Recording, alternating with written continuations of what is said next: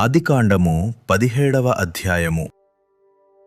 అబ్రాము 99 ఏండ్ల వాడైనప్పుడు యెహోవా అతనికి ప్రత్యక్షమై, నేను సర్వశక్తిగల దేవుడను, నా సన్నిధిలో నడుచుచు నిందారహితుడవైయుండుము. నాకును నీకును మధ్య నా నిబంధనను నియమించి నిన్ను అత్యధికముగా అభివృద్ధి పొందించెదను అని అతనితో చెప్పెను. అబ్రాము సాగిలపడి ఉండగా దేవుడతనితో మాటలాడి, ఇదిగో, నేను నియమించిన నా నిబంధన నీతో చేసియున్నాను. నీవు అనేక జనములకు తండ్రివగుదువు, మరియు ఇక మీదట నీ పేరు అబ్రాము అనబడదు. నిన్ను అనేక జనములకు తండ్రినిగా నియమించితిని గనుక నీ పేరు అబ్రహాము అనబడును. నీకు అత్యధికముగా సంతాన వృద్ధి కలుగచేసి నీలో నుండి జనములు వచ్చునట్లు నియమించుదును. రాజులును నీలో నుండి వచ్చెదరు. నేను నీకును నీ తరువాత నీ సంతానమునకును దేవుడనయ్యుండునట్లు నాకును నీకును నీ తరువాత వారి తరములలో నీ సంతతికిని మధ్య నా నిబంధనను నిత్య నిబంధనగా స్థిరపరచెదను. నీకును నీ తరువాత నీ సంతతికిని నీవు పరదేశివయ్యున్న దేశమును అనగా కనానను దేశమంతటిని నిత్య స్వాస్థ్యముగా ఇచ్చి వారికి దేవుడనయ్యుందును అని అతనితో చెప్పెను. మరియు దేవుడు, నీవు మాత్రమే గాక నీ తరువాత వారి తరములలో నీ సంతతియు నా నిబంధనను గైకొనవలెను. నాకును నీకును నీ తరువాత నీ సంతతికిని మధ్య మీరు గైకొనవలసిన నా నిబంధన ఏదనగా, మీలో ప్రతి మగవాడును సున్నతి పొందవలెను.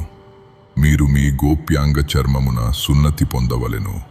అది నాకు నీకు మధ్యనున్న నిబంధనకు సూచనగా ఉండును. 8 దినముల వయస్సు గలవాడు అనగా నీ ఇంట పుట్టినవాడైనను, నీ సంతానము కాని అన్యుని యొద్ద వెండితో కొనబడినవాడైనను, మీ తరములలో ప్రతి మగవాడు మీలో సున్నతి పొందవలెను. నీ ఇంట పుట్టినవాడును నీ వెండితో కొనబడినవాడును తప్పక సున్నతి పొందవలెను. అప్పుడు నా నిబంధన మీ శరీరమందు నిత్య నిబంధనగా ఉండును.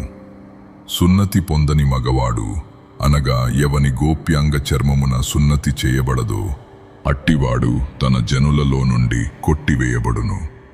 వాడు నా నిబంధనను మీరియున్నాడు అని అబ్రహాముతో చెప్పెను. మరియు దేవుడు, నీ భార్య అయిన శారయి పేరు శారయి అనవద్దు, ఏలయనగా ఆమె పేరు శారా.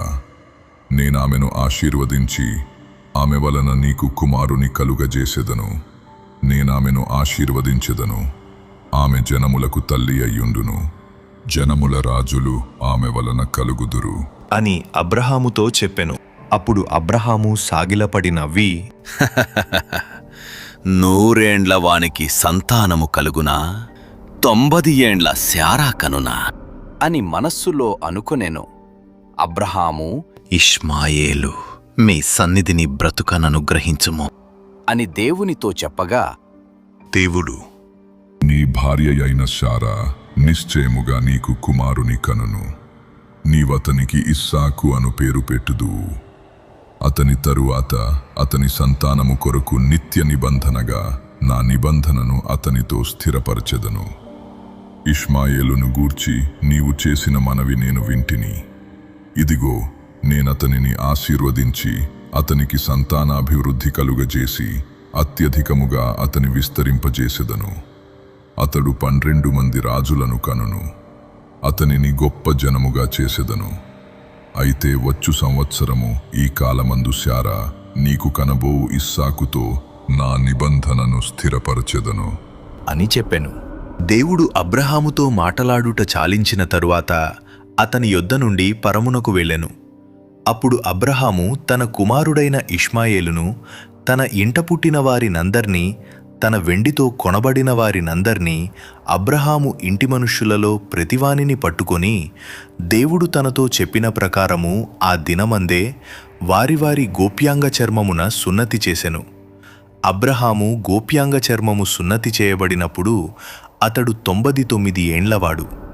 అతని కుమారుడైన ఇష్మాయేలు గోప్యాంగ చర్మము సున్నతి చేయబడినప్పుడు అతడు 13 ఏండ్లవాడు. ఒక్క దినమందే అబ్రహామును అతని కుమారుడైన ఇష్మాయేలును సున్నతి పొందిరి. అతని ఎంట పుట్టినవారును అన్యుని యొద్ద వెండితో కొనబడినవారును అతని ఇంటిలోని పురుషులందరును అతనితో కూడా సున్నతి పొందిరి.